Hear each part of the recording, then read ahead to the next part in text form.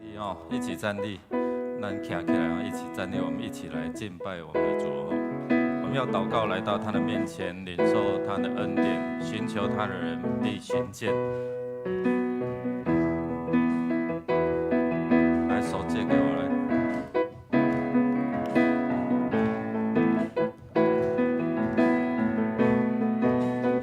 一起来，爱慕神的人必得到满足，神他就是爱，永远不更改。寻求神的人必不知羞愧，神必定公义，神是最美的产业。神你真美好，真美好，真美好，这是美好。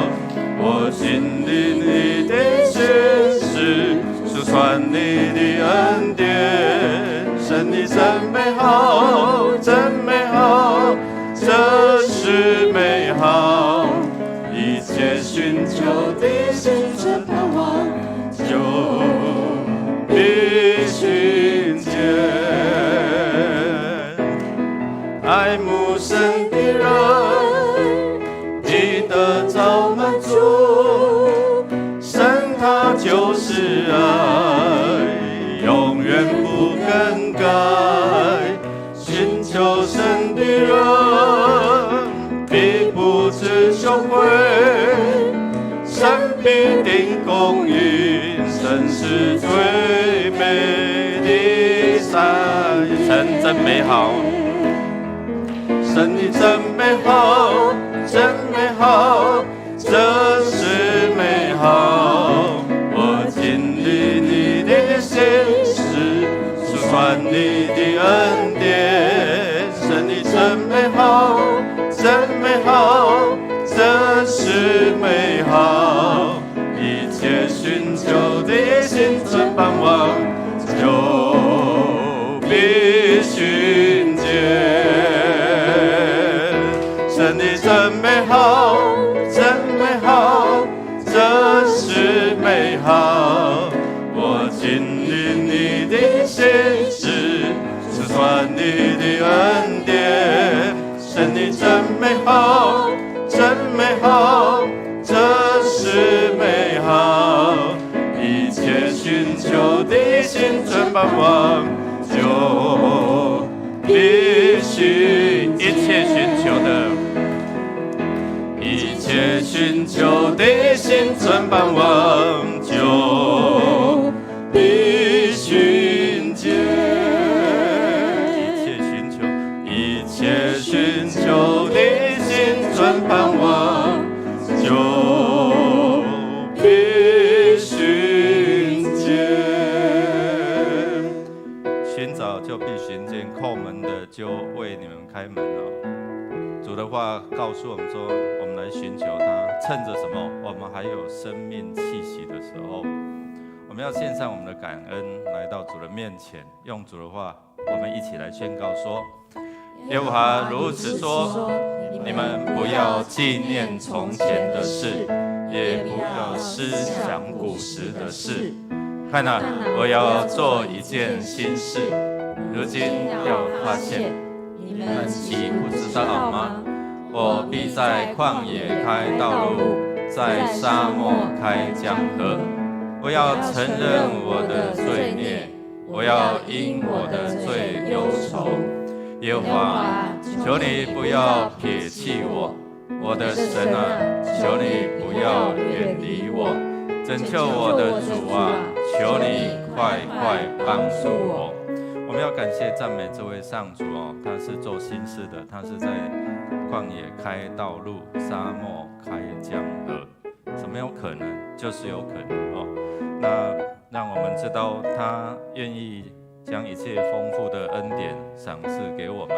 所以耶稣说，我来是要叫你们得生命，并且得的更丰盛。所以我们要把这一些的管道的障碍除掉。我们承认自己可能没有好好的认识他、敬拜他啊。我们为了我们的罪，求主来赦免啊。主已经预备了救恩，让我们可以经历，可以走在这十字架恩典的道路。所以弟兄姐妹，邀请大家开口来赞美他。我们可以呼吸，有生命气息，我们就要来感谢赞美他。我们开口同声来祷告，来，哈利路亚！主，我们感谢赞美你，赞美你的恩典，赞美你的创造，赞美你的赏赐，赞美你赐下一切美好的事物，让我们来寻求，让我们来享受，让我们来知道，原来我们的生命是从你而来。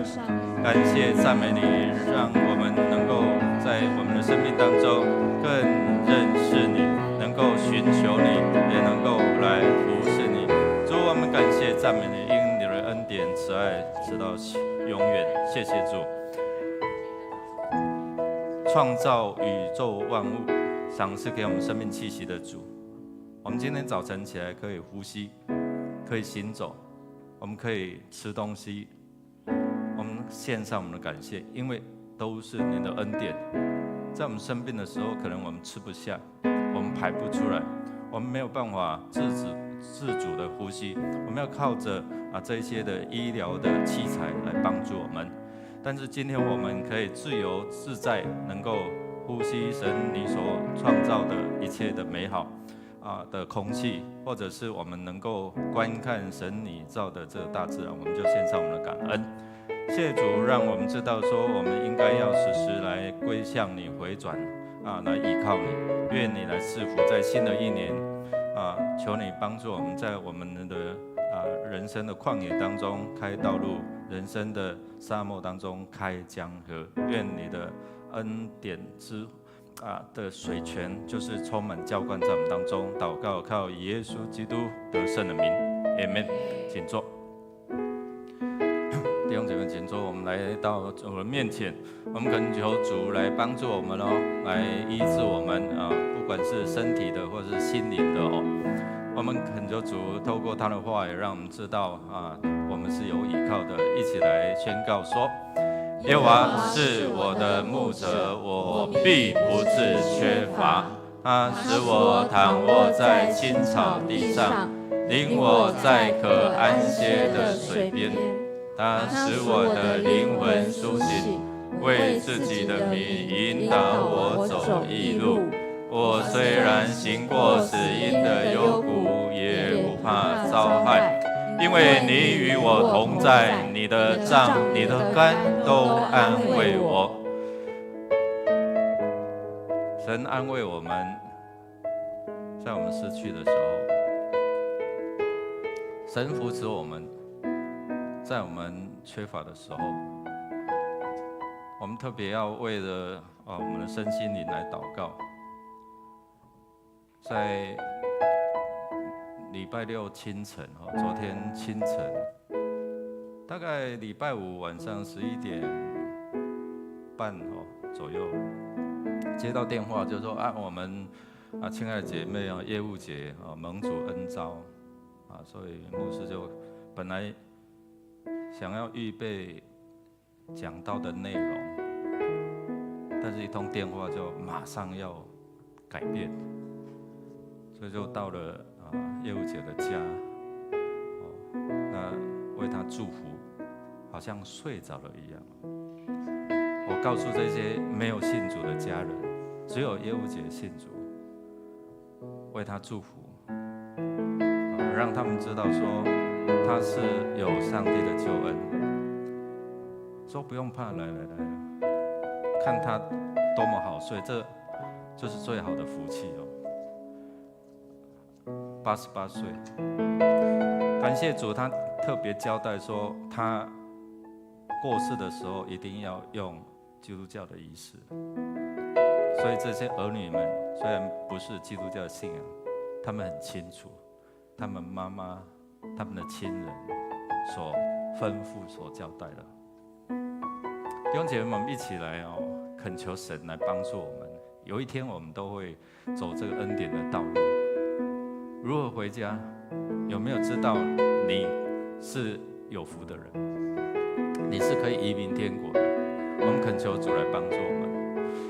但是神还是让我们在地上有这样的一个美好的这样的一个事物。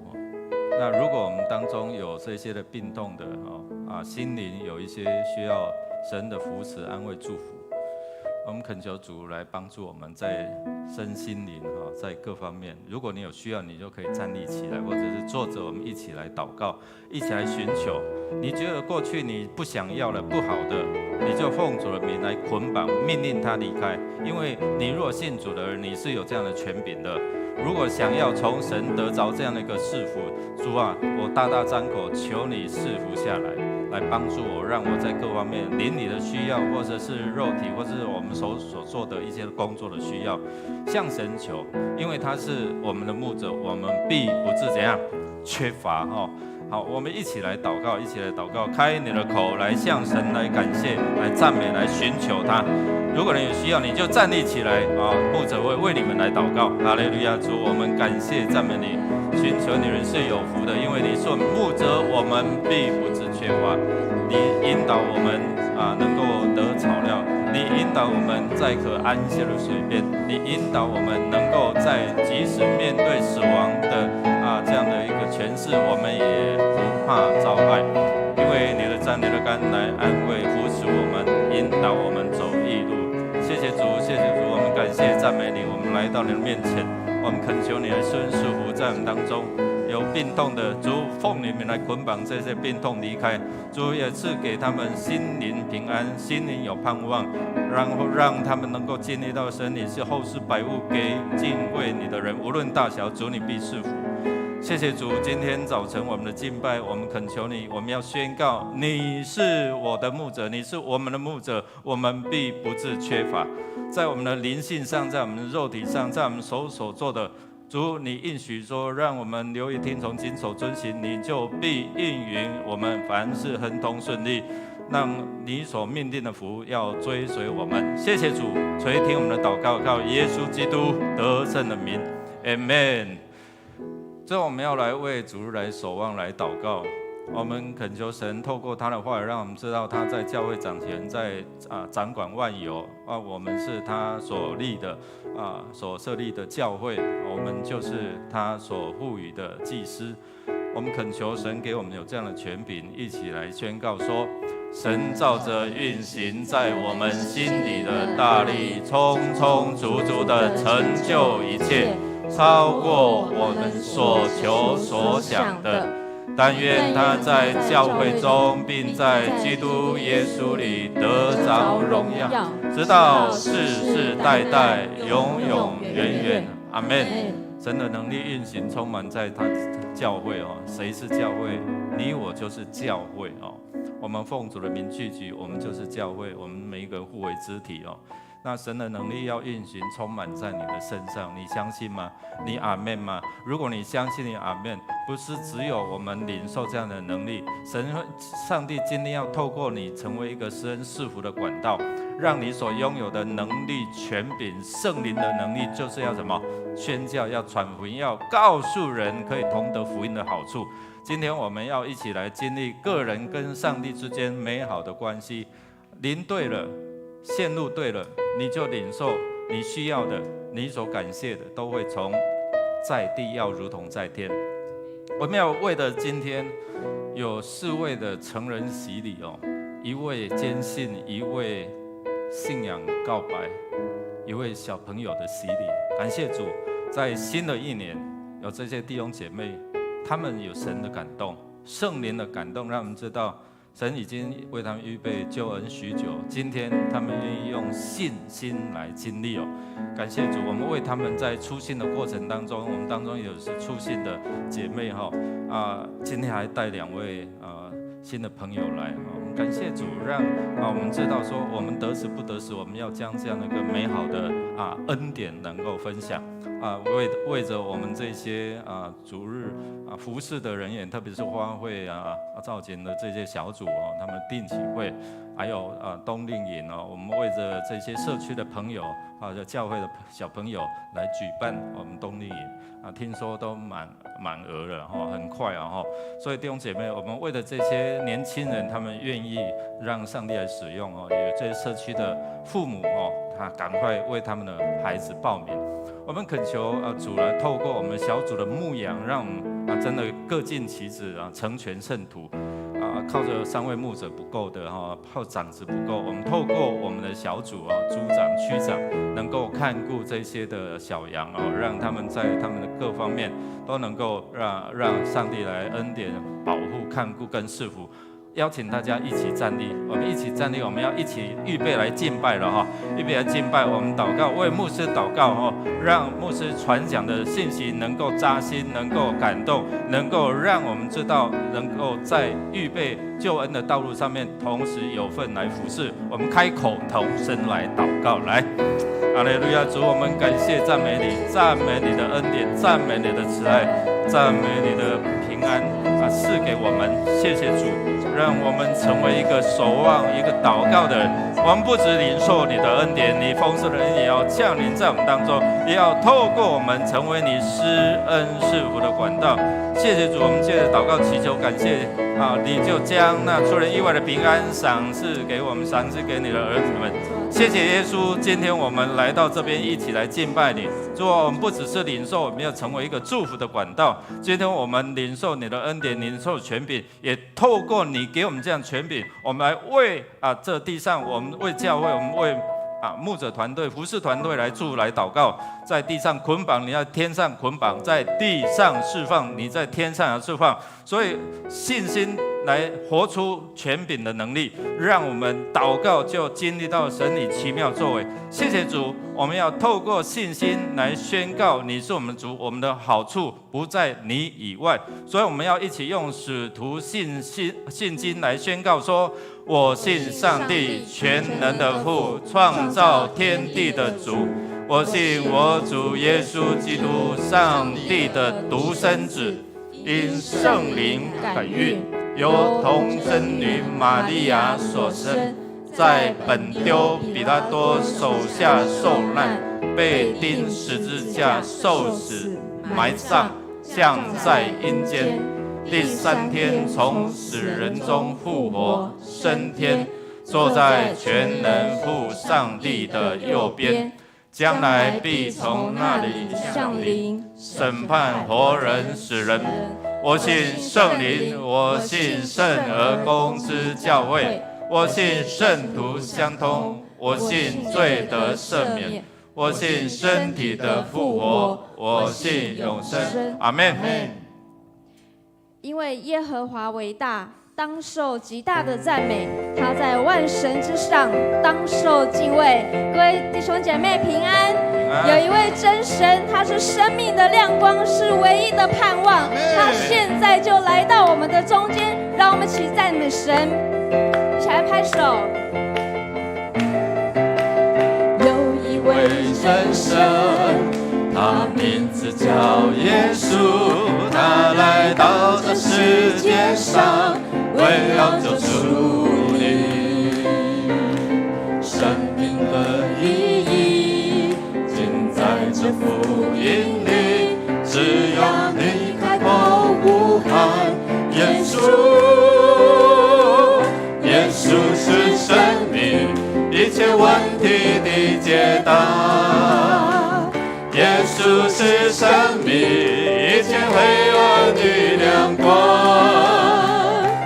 将忧伤变为喜乐，将惧怕变为力量，耶稣是永恒唯一的盼望。有一位真神，有一位真神，他名字叫耶稣，他来到这世界上，为要救赎你。生命的意义尽在这福音里，只要你开口呼喊耶稣，耶稣是生命一切问题的解答，耶稣是生命一切黑暗的亮光，将忧伤变为喜乐，将惧怕变为力量，耶稣是永恒唯一的盼望。耶稣是，耶稣是生命，一切问题的解答。是的，耶稣是，耶稣是生命，一切黑暗的亮光。将忧伤变为喜乐，将惧怕变为力量。耶稣是永恒唯一的盼望。大声敬拜，大声敬拜，全体呼喊，全能的神愿你降临，慈爱双手，大能帮背，直到如今仍是神迹。敬拜声音，敬拜声音，充满全地，高举双手，荣耀归你，专心谨守你的话语，世世代代永不偏离。你眼目必看顾着你，眷顾你的儿女，你必照所应许的成就。你眼目必看顾着你，聆听我们声音，祷告盼望，荣耀复兴降临。眼目，你眼目必看顾着你，眷顾你的儿女，你必照所应许的成就。你眼目必看顾着你，聆听我们声音，祷告盼望，荣耀复兴降临。使我们的宝珠，是我们的宝珠，心就何有满意，你必要赐福着你。 Amen。遵行你的旨意，谦卑会转向你，我们定义要跟随你。使我们的宝珠，是我们的宝珠，心就何有满意，你定要赐福着你。哈利路亚。遵行你的旨意，谦卑会转向你，我们定要跟随你。你眼目，你眼目必看顾着你，眷顾你的儿女，你必照所应许的成就。你眼目必看顾着你，聆听我们声音，祷告盼望，荣耀复兴降临。祷告盼望，祷告盼望，荣耀复兴再一次来祷告盼望，祷告盼望，荣耀复兴降临。哈利路亚！感谢主，感谢这位复兴降临的主，哈利路亚！感谢主，各位弟兄姐妹请坐，我们一起来祷告。谢谢主耶稣，你眼目看顾保守着我们，你聆听我们的声音，赦免我们的罪，你恩待我们，亲自与我们同行。求你将未来我们该行的道路指示我们，我们要仰脸光照你，在你面前蒙恩。我们这样祷告是奉靠主耶稣基督的名求。阿阿门。们。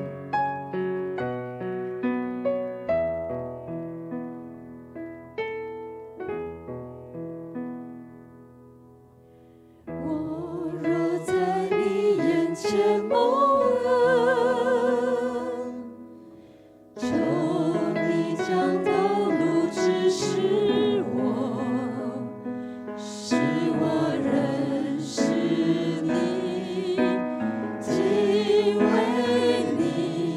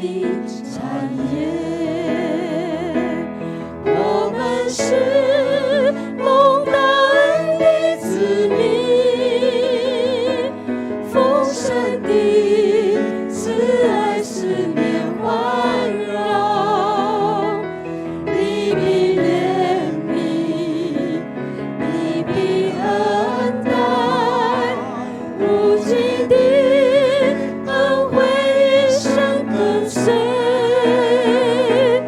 我们是蒙大恩的子民，丰盛的慈爱四面环绕。你必怜悯，你必恩待，你必亲自与我同行。我们请弟兄来赞美。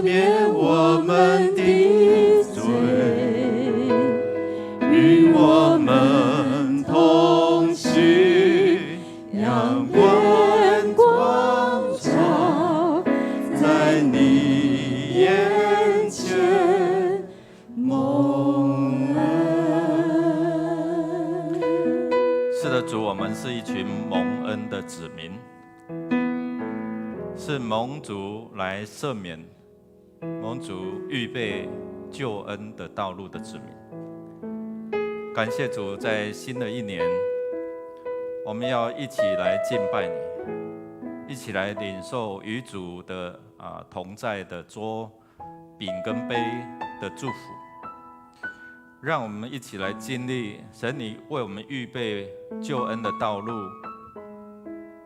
因着你的怜悯慈爱，好像盾牌一样保护环绕着我们，让我们能够面对黑暗的权势、死亡的权势，我们也不怕遭害。谢谢主，让我们因着信心成为恩典的后裔，也让我们因着信心能够有属天的盼望。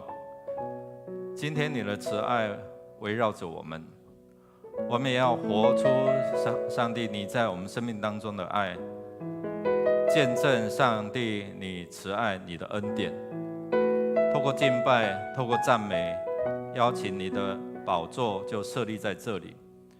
你的同在是彰显上帝永恒的慈爱。让我们透过你的话语开我们的心窍，明白你的真理，好叫真理使我们得着自由，得着盼望。谢谢主，今天早上敬拜，愿你悦纳。今天我们的聆听，愿你开启你的话语，让我们的祈求领受你恩典宝座所赐下的救恩。我们这样同心合的祷告，靠耶稣基督得胜的名 ，Amen。弟兄姐妹，大家平安。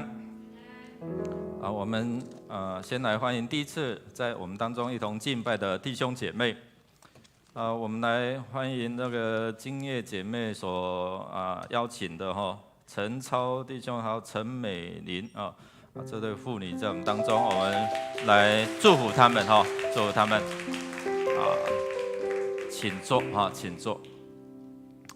我们的金叶姐妹去年受洗了去年受洗。那昨天特别打电话，牧师，我今天要带2位新朋友在我们当中感谢主那个自己领受恩典，然后有没有成为分享恩典的管道？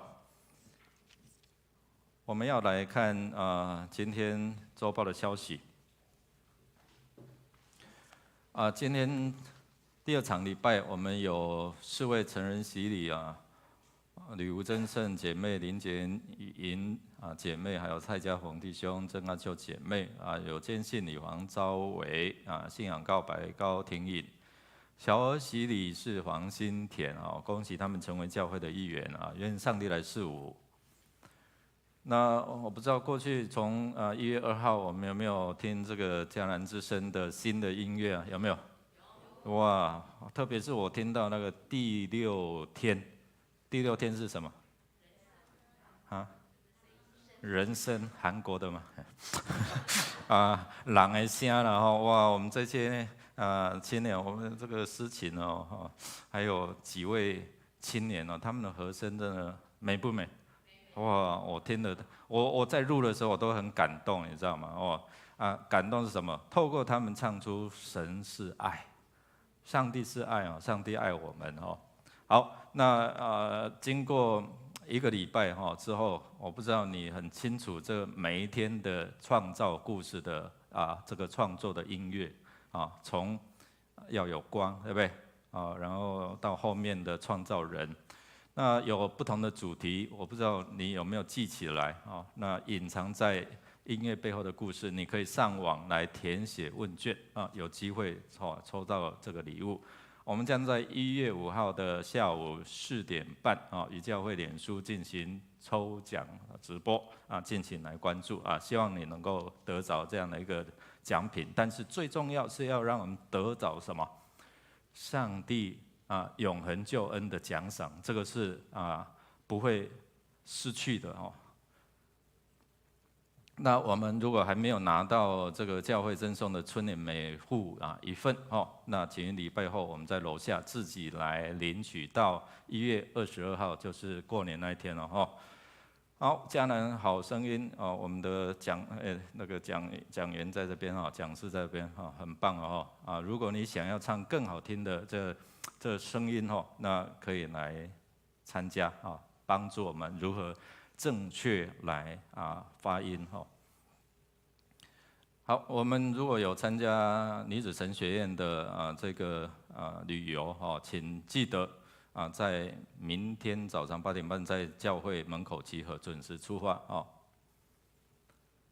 我们在去年12月31号我们的弟兄吴博文弟兄蒙主恩召享受76岁我们定于1月4号，就是1月4号礼拜6早上我们于桃园市立殡仪馆至真堂举行入殓。那9点火化，1点半会在教会举行告别礼拜，下午4点会在三峡的天品山庄举行安放礼拜。那在这个礼拜4，我们会在7楼举行家庭的安慰礼拜。在礼拜五，就是礼拜五晚上哦，我们的业务节哦，如果你有印象，他过去常在厨房哦帮忙哦，等下问讲，牧师你要扣骨无安尼吼，就是有骨头的话，他就牧师你要不要哦，很怀念哈。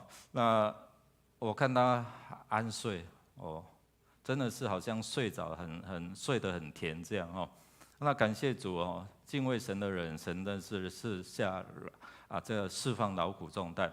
那我们预计在这个礼拜五哈，这个礼拜五，因为我们这个快过年了，时间很紧迫这样哦，所以在礼拜四晚上有安慰礼拜，对不对？是吴博文弟兄。礼拜五下午2点在市立殡仪馆志美堂有举行入殓礼拜哦，然后3点火化。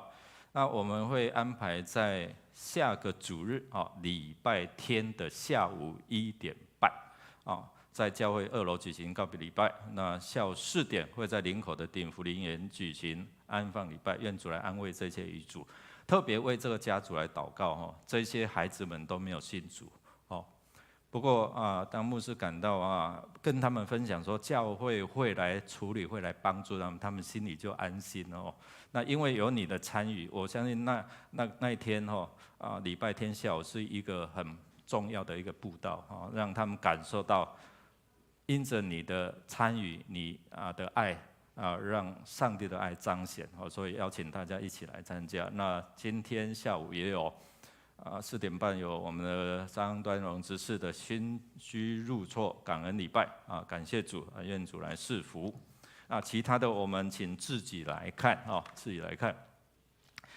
那我们就因为过去为了57周年的奉献，我们有提供一些的纪念品，对不对？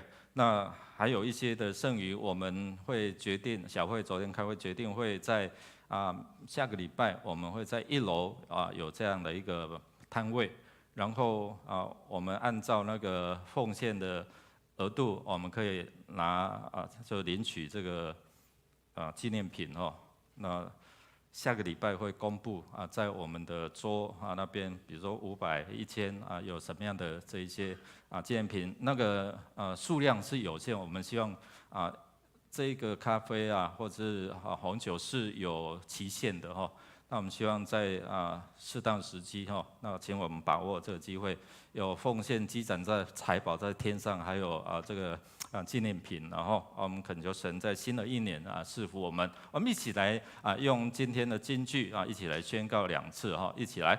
王爱以斯帖过于爱众女，他在王眼前蒙宠爱，比众处女更甚。王就把王后的冠冕戴在他头上，立他为王后，代替瓦实提。以斯帖记2章17节，再一次来。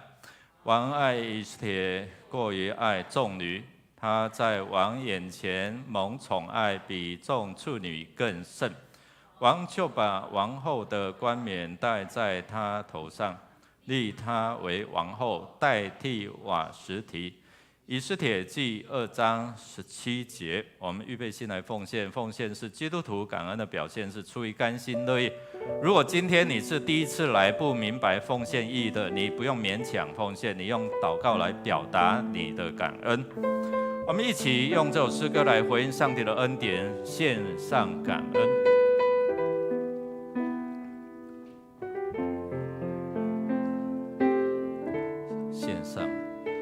献上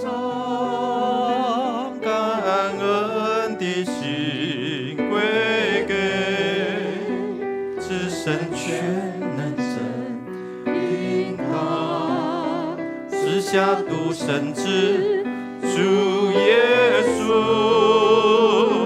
基督，献上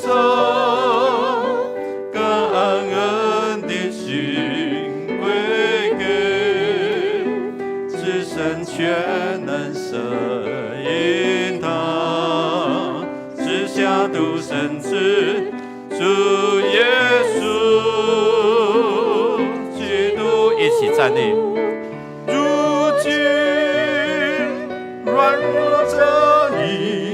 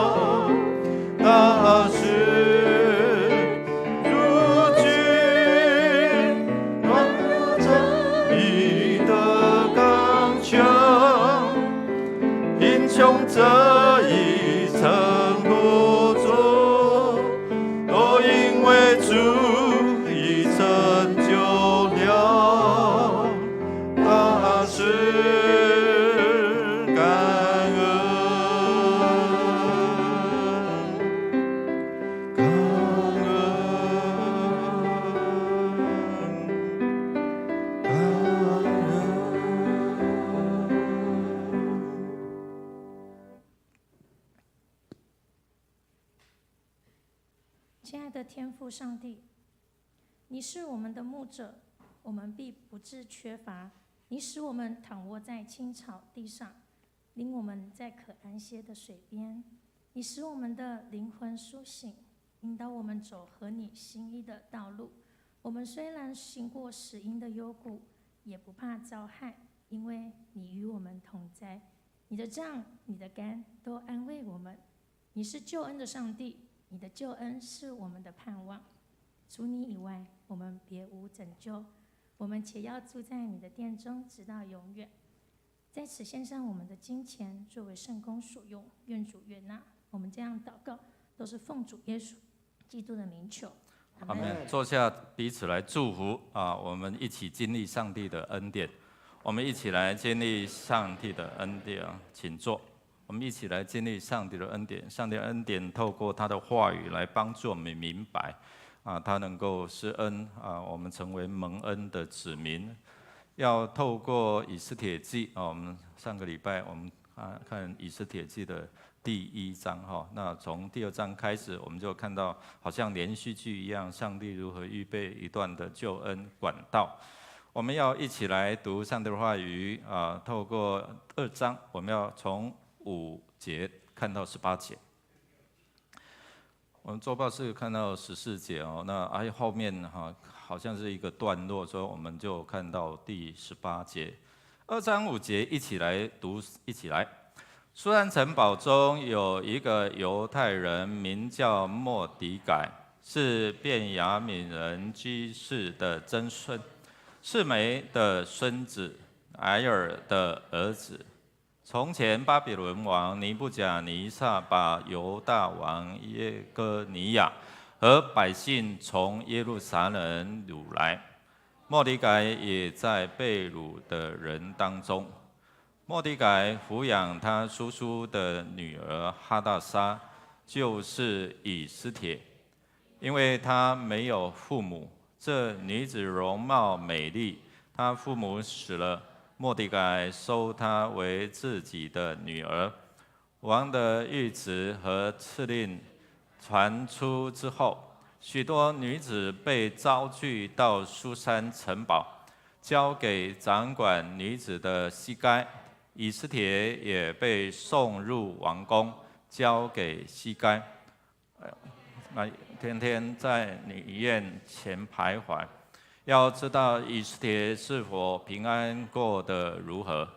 众女子照例先涂抹身体12个月，6个月用香料和涂抹的香膏。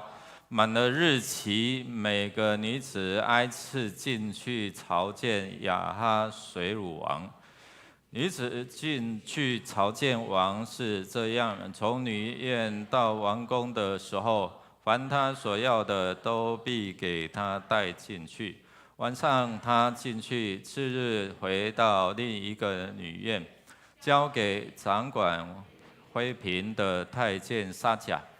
除非王喜爱他，再提名召他，他就不再进去见王。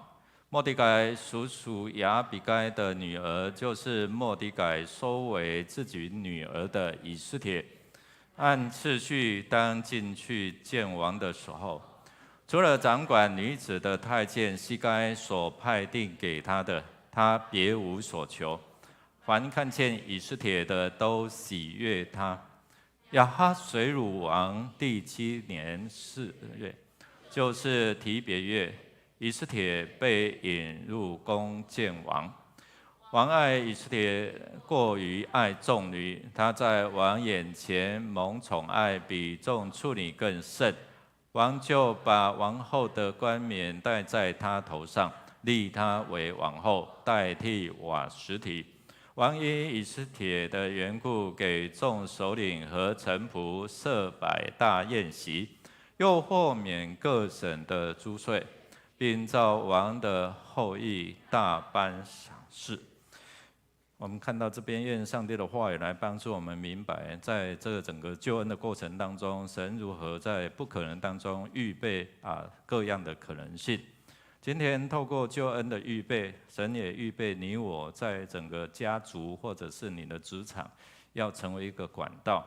今天我们面临台海危机我们在过去我们这几年中国不断的每一天搞飞机那特别是一直要压迫我们软硬兼施。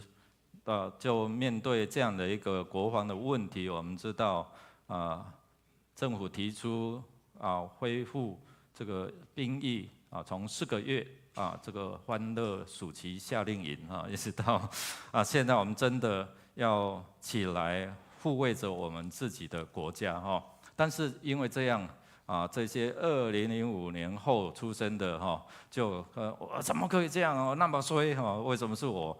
我们都没有说我们是当2年的还有同学当3年的，对不对？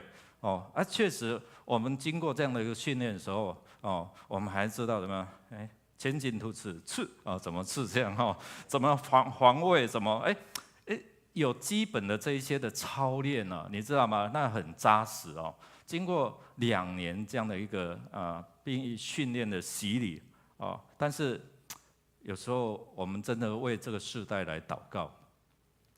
那个是年轻人，为什么是我？为什么我不是4个月？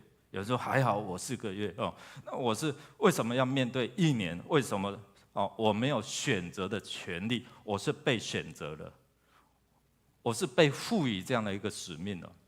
为什么我不可以自己有这样的一个选择权特别我们看到社会舆论这个很厉害，这个媒体那看他带风向怎么带那我觉得我们要从我们自己的人身安全、我们国家安全来看。那有人就会比较就会把它拿来跟以色列瑞士比较。以色列就是全民国防嘛，所以男女都要怎样？都要当兵以色列是男生是3年女生是2年那人人以服兵役为荣耀。所以我们去以色列的时候，我们就会跟这些女兵照相，他们就在街头巷尾，他们在防卫来保护他们随时带着枪支这样好，那我们看到瑞士的男生就是服役2年那女生是采自愿役那我们看到女性，她们也可以起来保家卫国。我们看到今天我们的军中也有女性的这些的士官兵，还有这些的义务役就是志愿役的那开始让我们知道说，保家卫国不再是只有男人的权利，而是应该是每一个人一起来我们要面对这些强权的威胁压迫，我们怎么样起来保卫我们的国家？所以我们看到今天这些被掳的子民，他们面对他们未来的命运，谁可以起来承担？只有男生吗？不是我们看到今天这个以斯帖他就好像是为主当兵一样他愿意面对可能征战这个死亡的时候，那我们看到他如何透过他愿意摆上可能刚开始是不是被强迫被送入，那我们这个都有的讨论我们从字眼被招聚或者被送入是不是自愿的，我们无可了解但是我们可能知道说这样的一个过程当中有时候我们没有这个选择权特别是一个美少女，然后她要深入宫中的这个好像小白兔进入那个丛林一样那怎么样面对他自己的国家，他的使命那恳求神来帮助我们。如果你每一天收听家人之声，那我们会回放我们要回来细细的来读几节这样，让我们来认识说，隐藏在整个故事背后的救恩的上帝怎么样掌管，怎么样运行。在那个很奇妙的过程当中看似要死了，但是确实被高升那牧师团队在准备的时候，我相信我们都有很好的这样的看见，然后去安排、去查考资料特别是牧师有时候我们碰到2节、3节，如何去准备真的是很伤脑筋哦。但是当我们安静下来的时候，就有一些的新的启示在我们当中，然后带领我们来看这个经文里面的背景当时候的这样的状况。但是我们不是只有停留在圣经的世界，今天我们透过圣经的世界，带出我们面对，好像我们现在面对我们自己的危机一样，那我们如何面对？我们是等死，等的被怎样被掳，或者是我们可以依靠这位神来帮助我们得胜仇敌好，第二个我们看到认识等待的这些救赎的子民，你我也是在其中从过去一直到现在，神透过历史的史迹。到现在，我们进入到上帝救恩的历史当中今天上帝也要呼召我们来面对在夹缝中可能我们在面对整个压迫，我们如何来生存下来所以我们才会有兵役的问题，我们才会有这样安全的问题人生有好多选择吗？有时候是被选择，有时候是怎样没得选择。你有选择权说我要不要生在这个家庭吗？有没有？你们都没有，对不对？我生来就是在哪一个家庭，我是含着金汤匙，或是含着什么木汤匙对不对？你没有选择权，你知道吗？我可以选，如果今天我可以选择生在一个富有的家庭，那多好对不对？但是没得选我们看到这一段的经文刚才我们读过的王的谕旨这个命令出然后就开始因为一个人王的喜好，一个老婆不够要那么多，所以就召集了这些的处女。然后我们看到我在看这一段的经文的时候，召集这些处女，然后另外呢，以斯帖也被怎样送入王宫。所以我在想，我翻一些的资料，我说到底他是不是自愿的，或者是被迫的？没有一定的答案只有以斯帖才知道。我想只有末底改才知道。那为了什么？为什么要把他送进宫，交给西该？西该就是在训练他们的这个太监就还有另外，他训练完之后就交给什么沙甲所以他们要被安排，然后交给你，然后再交给他。好像人生没有这样的一个自主权。如果你有可以有选择的时候，你可不可以选择？你目前的工作是你自己自愿的吗？你喜欢的吗？还是你被安排？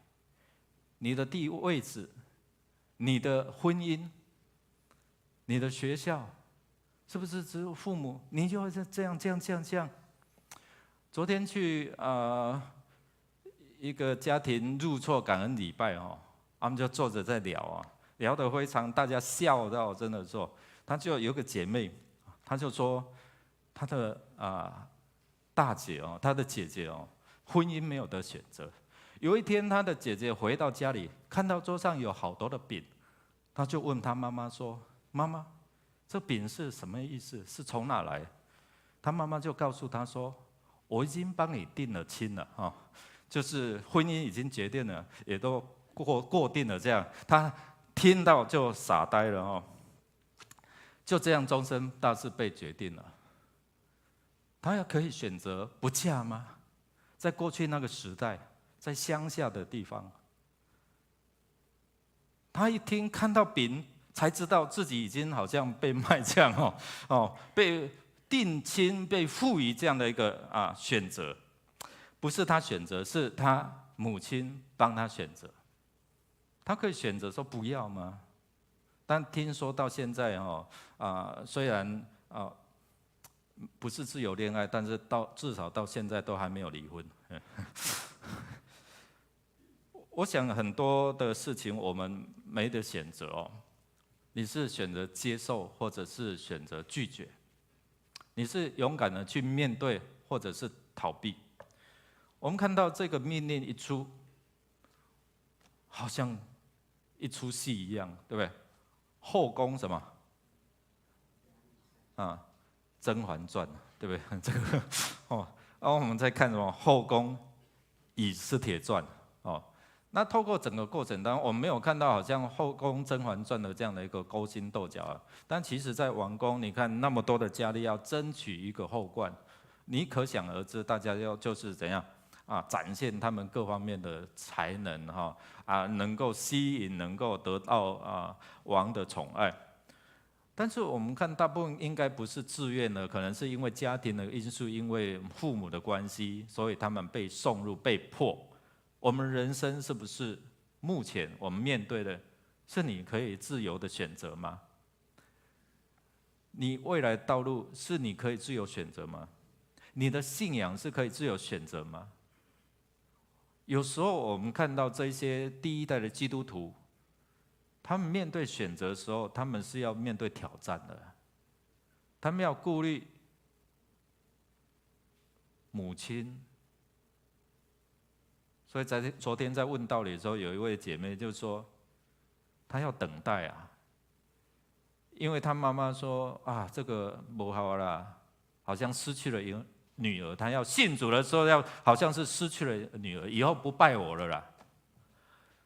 有很多的挣扎，有很多的需要选择那她就要等待，是等待到母亲100年之后，今天她决定来受洗有时候我在想，是要等待这些父母过世才来受洗，或者是你受洗之后，你有机会来帮助影响他们。这是我常常跟这些弟兄姐妹在互动、在谈的有时候我们就臣服在这样的一个家庭的权势、父母的权势底下，他们怕什么？以后没人拜。还好我们看我们的姐妹业务姐妹那天晚上在跟这些家人很真实就提到说要用什么方式。我们的姐妹早就真的这次就是交代我要用基督教的仪式。虽然旁边的女婿这些的儿女有一些的话但是有女儿就你就不要再讲，妈妈就这样交代，你知道吗？那有时候我们是没得选择。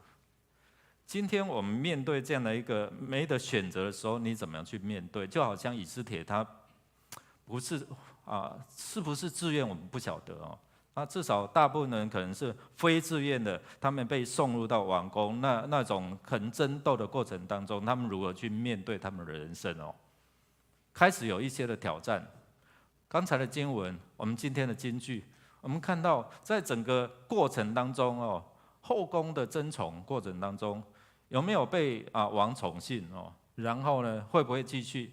我们看到末底改在找他，你要去见王他讲说，我多久没有被王召见了？没有被王翻牌了，有没有？有看吗？还没有看到那边，1个月。有时候可能见一次面，从此就冷冻起来，对不对？就冰冻起来，没有得到王的召见。我们看到好多这些连续剧，对不对？我们都会自己想象那这边我们看到后宫这样的争斗大家只有一个后冠，但是谁可以得着这个后冠？我相信会彼此有这样的一个心就是算计人也是这样，为了争取那个权位，对，开始算计你，或是陷害你，或者是说他用他自己的方法，然后排挤来占取这个位置，不是吗？所以我们弟兄姐妹，我们看到从瓦斯提开始，这宫中后宫的生活，从他的失宠，然后我们看到以斯帖的代替。后面，因为我们继续看，王还举办第2次的什么选美？可能以后以斯帖会被怎样代替？我们来想说，这个代替在我们生活当中，可能今天我在这位置，有一天有人会代替我。今天你在这个职场，有人会代替你，或者是你去代替取代别人。我们看到瓦实提因为一个拒绝，所以呢，他被王就是失宠，失去这样宠爱，所以透过这样的一个拣选，以斯帖代替了什么？瓦实提，得着后冠。那以后呢？是不是他被就是失宠了？然后第二次我们看到又选了其他的这个嫔妃进来。哈曼以为他高高在上，后来他成为宰相，对不对？被谁取代？被末底改取代。本来末底改要死了，现在取代谁？哈曼取代末底改，变他死。我们看到我们会不会被取代？是你被取代，或者是你代替别人？我们都不晓得，主权都在神哦。所以在这边我们看到我们的生命有没有好好抓住？有一个唯一不被代替、不被取代，是从上帝来的永恒的救恩。我们看到巴比伦掌管犹太人，对不对？一开始我们看到经文在告诉我们说，谁在管犹太人？很强啊，对不对？尼布甲尼撒这样的一个字眼，常常在我们脑中，对不对？我们看到他掌管了这一些的世界的一些的版图，但是呢，过来呢，被波斯取代，所以我们看到经文是波斯在管理犹太人。上个礼拜我们谈到亚哈水鲁王为什么要大摆宴席？为了什么？或是你听迦南之声，可能会知道说在那边大摆宴席几天？180天，后面再加什么？7天，180天。原来可能他同时也召开那时候的战争会议，为了后面要去攻打哪一个国家？希腊，对不对？所以他有目的的，所以难怪可能在战争会当中，要不要摆宴席？要不要让他们吃？所以我们透过老师，透过这个资料，我们在看的时候，原来才明白当时候的时代背景。这个摆宴席的动机，展现他的富强，他的国力，为了就是要去打希腊，还没有拿下来，他老爸也没有拿下来，所以他要完成他老爸的志业。可不可以拿下？那时候富国富有，然后兵强，到最后呢，败仗。最后我们听过亚历山大，有没有？后来也被取代。弟兄姐妹来想说，什么是可以不被取代的？今天可能在我们婚姻上，我们会被取代吗？被第三者取代吗？我们的工作会被更强势的。我们今天我们人工我们非常有智慧，但是现在 AI， 你有没有担心你的工作被取代？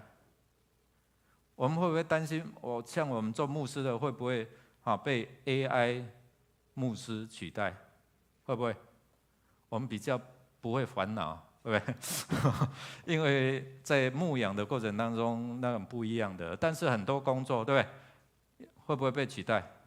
会，所以我们就担心，所以我们就会想说，我如何寻找我未来，我的工作，我的未来不会被取代的。其实现在我要鼓励年轻人，有很多他们有很多的机会。现在你叫他读，然后不被淘汰是什么工作？你知道吗？想一想，你们慢慢想啊。其实社工目前是这样，如果读儿童的可能未来这样有危机因为少子化老人呢，读老人的，是吧？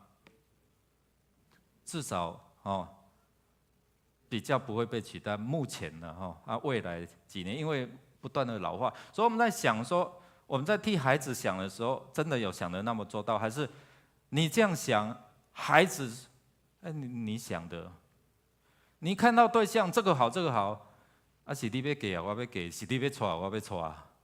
所以有时候我们会陷入那种好像要掌控，但是又没得选，又没得这样的一个可以有选择权。好，所以我们看到在犹太人也是一样，这些犹大人他们被掳，他们被迫他们被管理。好像今天我们选择，我们可以选择生在台湾，或者说我如果可以选择权的时候，我可能想美国或是在哪一个国家，我们没得选。但今天我们面对我们自己的命运，面对我们未来的命运，你可不可以有得选？你可以有得选，你可以自己选择要不要，信不信由你嘛，对不对？所以今天我们在面对这样困境的时候，像牧师的家庭，就从未信主然后到信主的过程当中，今天上帝也提供给我们一个救恩的管道，是让我们可以有选择权的，信不信由你。今天我们看到以斯帖，他听从末底改，然后听从了西该，听从了可能这个沙甲他的话，所以在救恩的当中，你可不可以领受上帝的恩典赐福？我很喜欢《申命记》28章1到14节里面的，他提到一个：你若留意听从什么？上耶和华上帝的话，听话，然后呢，谨守遵行他一切的诫命，然后以下的福就要追随你。后面就是这样讲，关键就要不要听。我们看到以斯帖，不知道是被迫还是自愿，但是当他面对他人生的命运的时候，他愿意怎样听堂哥，或者是他收养他完之后变成一个养父，他听从。他在他生命的特质当中，我们看到他除了外表美丽之外，他内在怎样？他蛮顺服。除了有一点跟他的堂哥或者是他的养父说什么？我没有被召见啊，怎么可能去会死呢？如果没有王生金杖，我会死呢。末底改就说嘛，我也不处在你啦。如果你不愿意，上帝也会用别的管道来拯救了。最后他怎样？有没有顺服？有没有祷告？禁食祷告几天？3天。我去死就死吧，对，还是听从哦。我们看到他在其他地方说别无所求啊，他不会过度的在意这样的一个打扮哦。但神就很奇妙的，就是帮助他，然后让他什么？这个西该也喜欢他，后来这些大家都喜欢他。还有呢，王也喜欢他。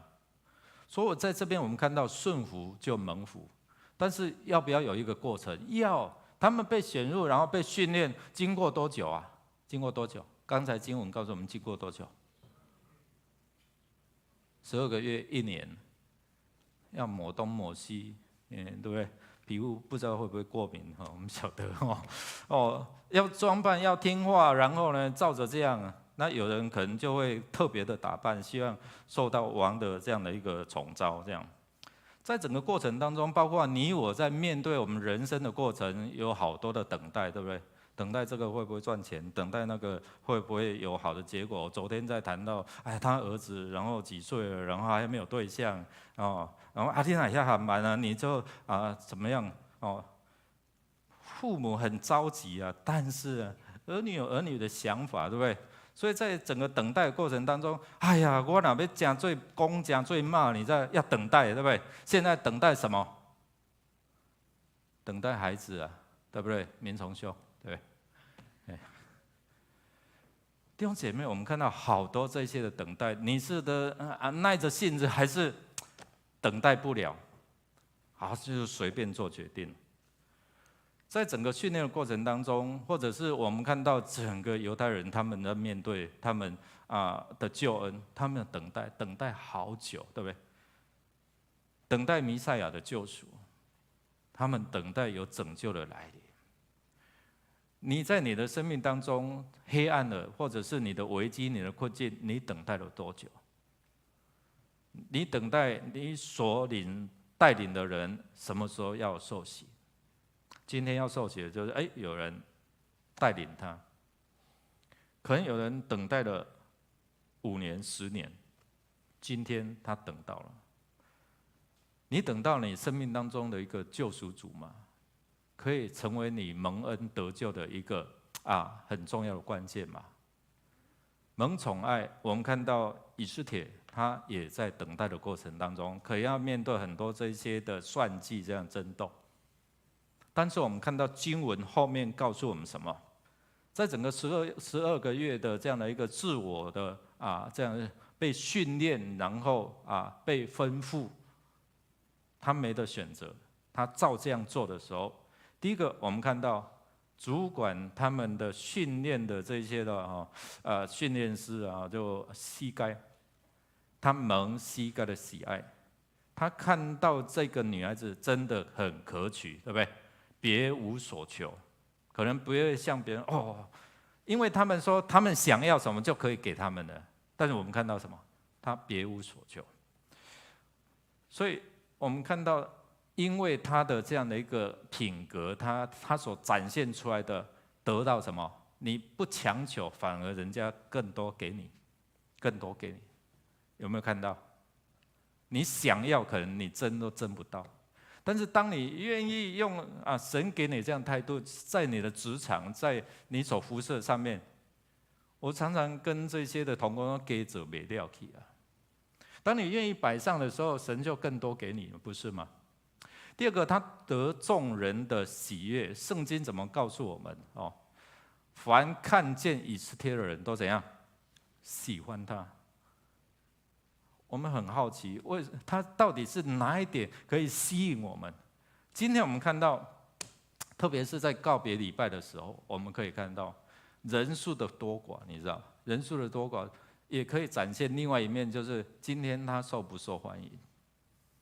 可能跟人的接触互动是很棒的、很美的，因为这层的关系所以弟兄姐妹，我们都很怀念这些失去的这些的弟兄姐妹，特别我听到很多的回应哇，很可惜很不舍为什么？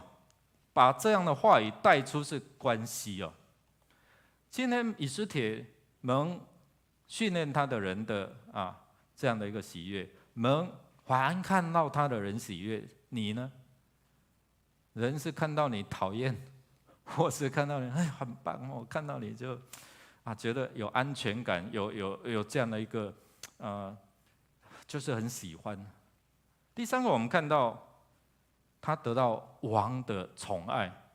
我们看到从经文里面为他所做的戴后冠，然后呢，圣经告诉我们他代替了瓦斯提，然后呢，他让王宠爱到什么？后面如果你继续看，你要什么，连王国的什么一半都给你。你看王多么宠爱他，对，但是还是有什么1个月没有被召见的时候，不是吗？最后我们看到王为什么以斯帖摆宴席庆祝，然后免税赦免。神会因为你来赦免你所接触的家人亲人吗？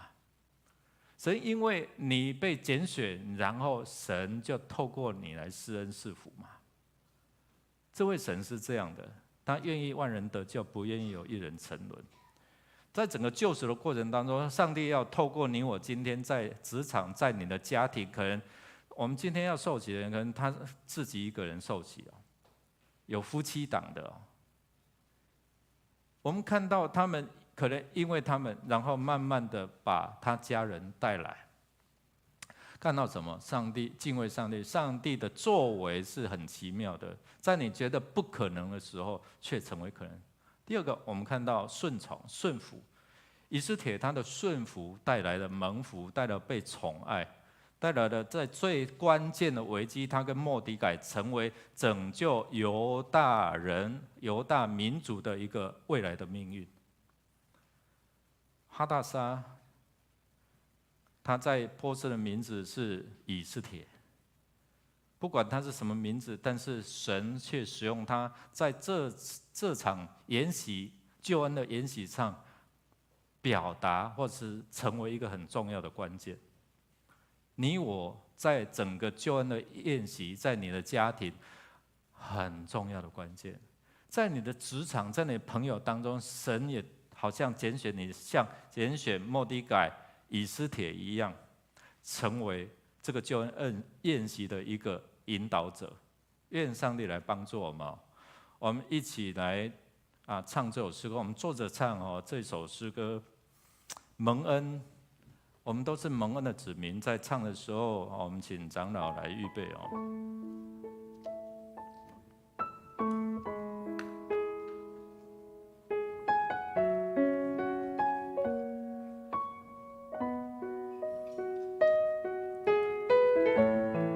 弟兄姐妹，你我都是蒙恩的子民，神拣选你，可以得到属天的救恩我们若蒙指引，我们就能够进入到神救恩的宴席。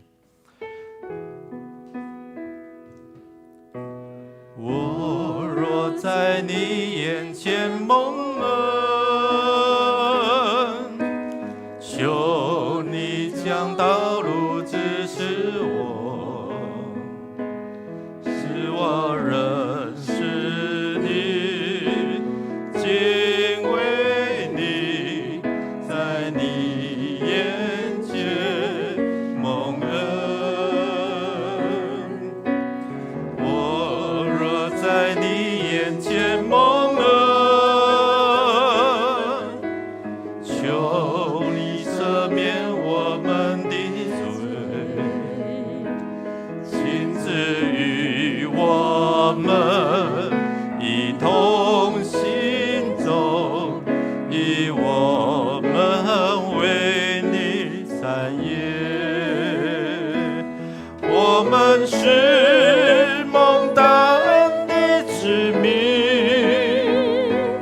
丰盛的慈爱四面环绕，你必怜悯，你必恩待，无尽的恩惠一生跟随。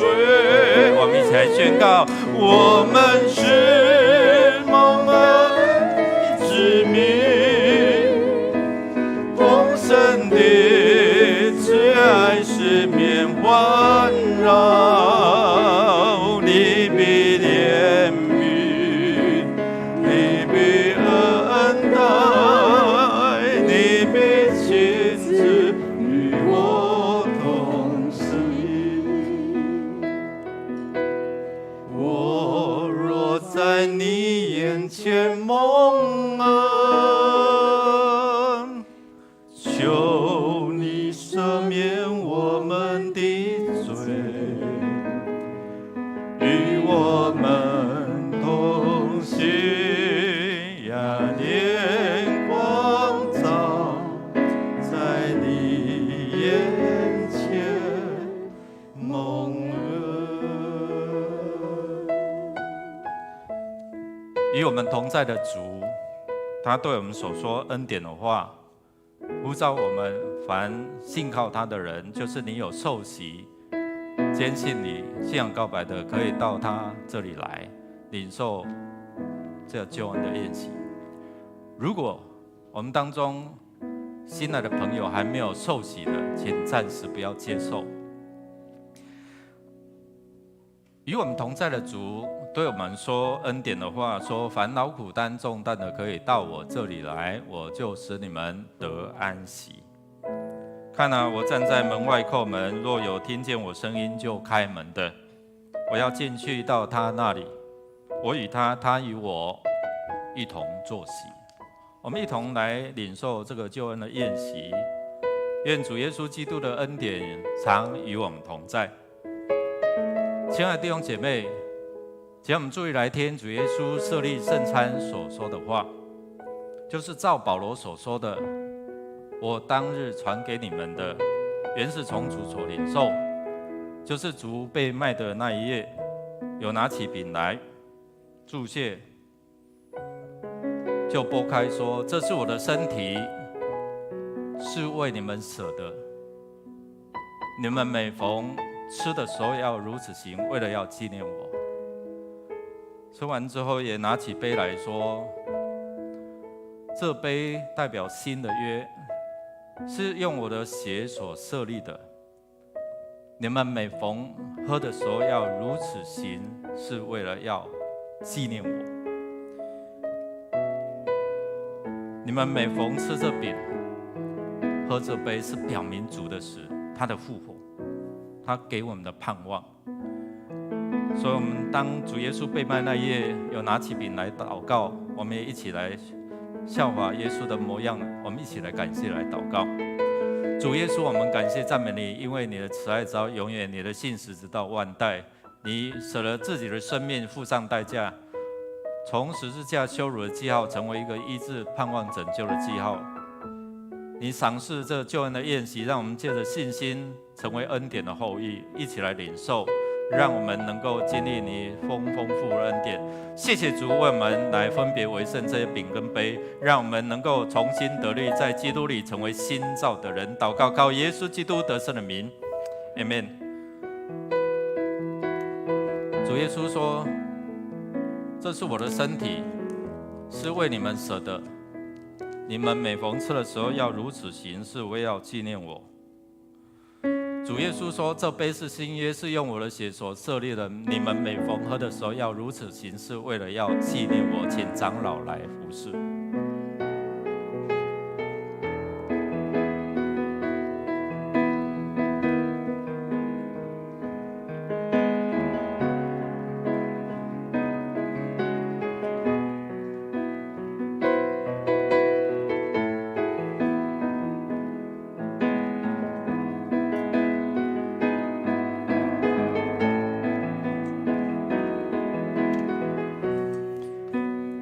如果你还没有受洗的，请你暂时不要接受，你可以祷告，预备你的心。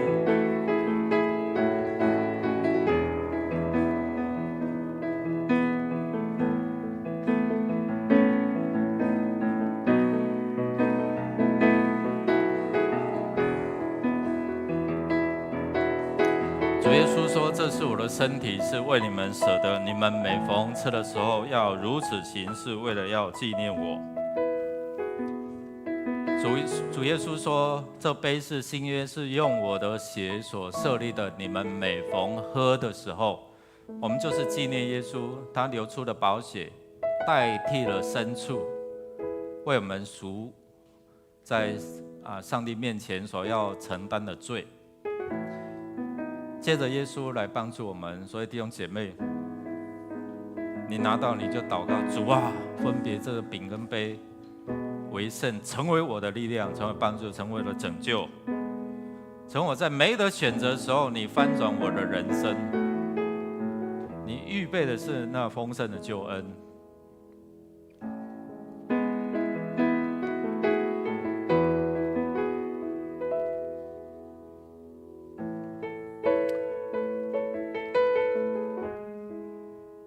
如果还没有受洗的弟兄姐妹，牧师鼓励祝福你，祈求圣灵的感动，因为如果没有圣灵的感动，没有人可以称耶稣是主。神已经预备这样的一个丰盛的救恩，要预备给你，你呢？你怎么样选择？信不信由你，把握住这样的一个还有生命气息的机会，来寻求他，来依靠他，来接受他，成为生命的主。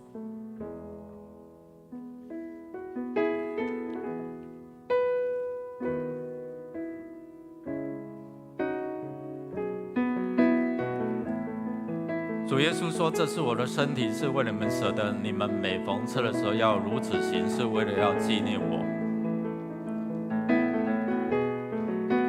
主耶稣说：“这杯是新约，是用我的血所设立的。你们每逢喝的时候要如此行，是为了要纪念我。”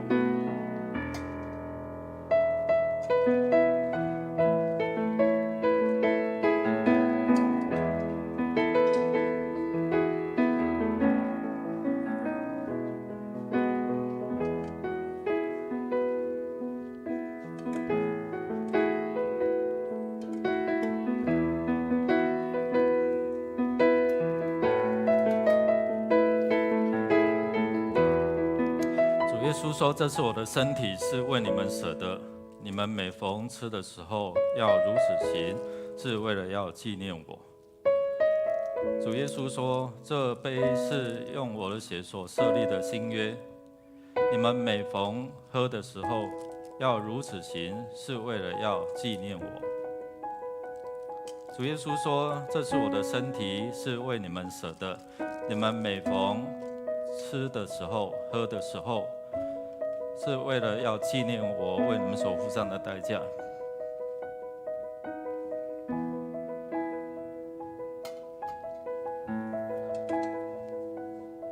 不知道还有没有我们已经受洗坚信、信仰告白的弟兄姐妹还没有拿到饼跟杯？我们打开这个饼，打开那个杯，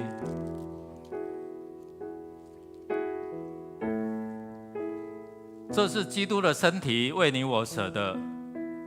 这杯是新约，是耶稣基督的宝血为你而流的。每次我们吃喝，我们用感恩的心一起来纪念他，一起来领受。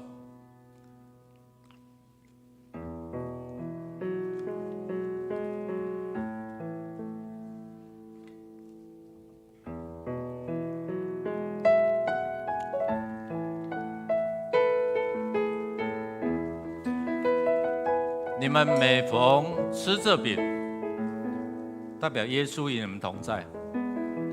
耶稣的救赎，耶稣的能力充满你们。每逢喝这杯，表示我们罪被赦免，我们成为上帝蒙恩的子民。我们要一起站立，一起站立，我们一起用这首诗歌，再一次来回应上帝的恩典。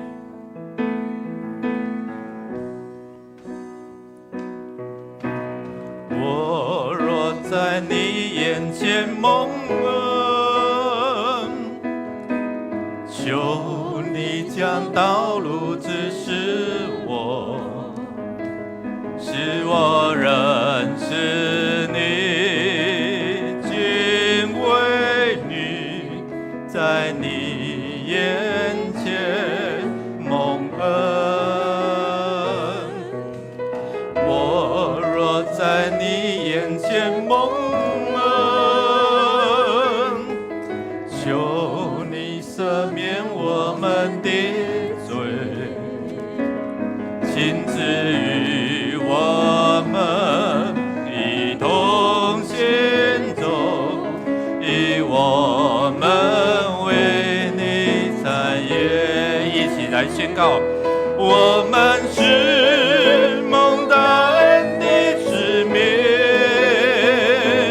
丰盛的慈爱四面环绕，你必怜悯，你必恩待，无尽的恩惠一生跟随。我们是蒙大恩的子民，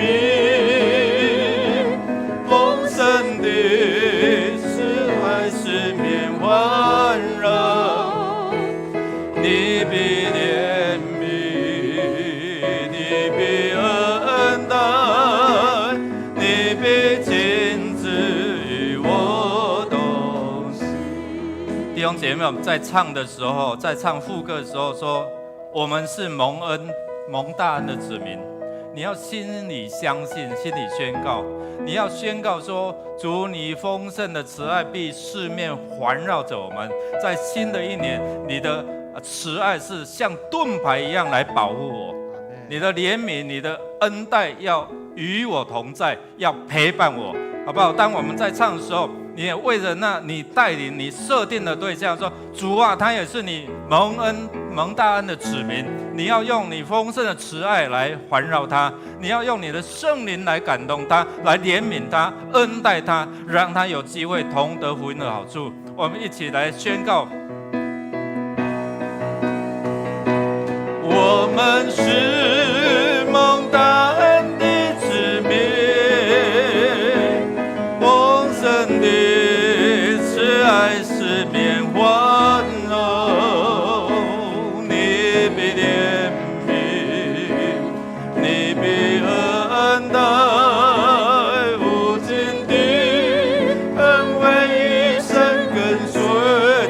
宣告来，我们是蒙的子民，丰盛的慈爱是面环绕。你必怜悯，你必怜悯，你必恩待，你必恩，你要与我同行，与我同在。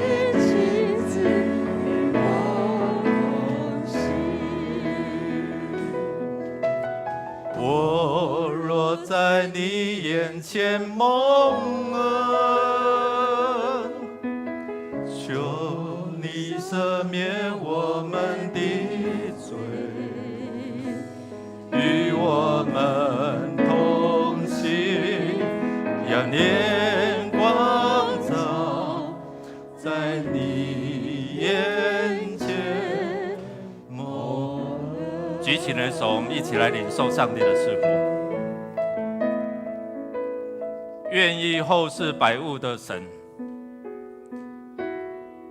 你已经应许，你必定怜悯，你必定将你丰盛的慈爱赐下。你要用你的慈爱成为盾牌来保护看顾我们。诗歌告诉我们说，你必这样做。谢谢主，今天我们用信心来领受你的救恩，领受你丰盛的慈爱跟恩典。愿在主耶稣基督里面，将天上各样属灵的福气赐在我们弟兄姐妹身上。慈爱的天父，你一直用你的慈神爱手来引导我们进入到你的丰富宴席里面。愿你继续用你慈爱像盾牌保护看顾我们，在一年平安有蒙福。亲爱的圣灵，感动我们的心，遵从你的话，你所命定的福就要追随我们，从今时直到永永远远。Amen。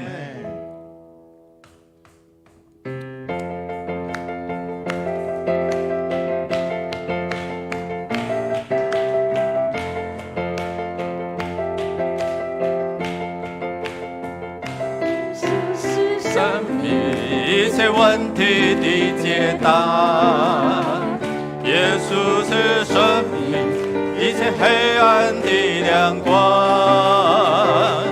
将忧伤变为喜乐，将迷惑变为力量。耶稣是永恒唯一的盼望，耶稣是永恒唯一的盼望。我们今天的礼拜到这边，愿主的恩典慈爱与我们众人同在，我们彼此来祝福。我们请坐默祷。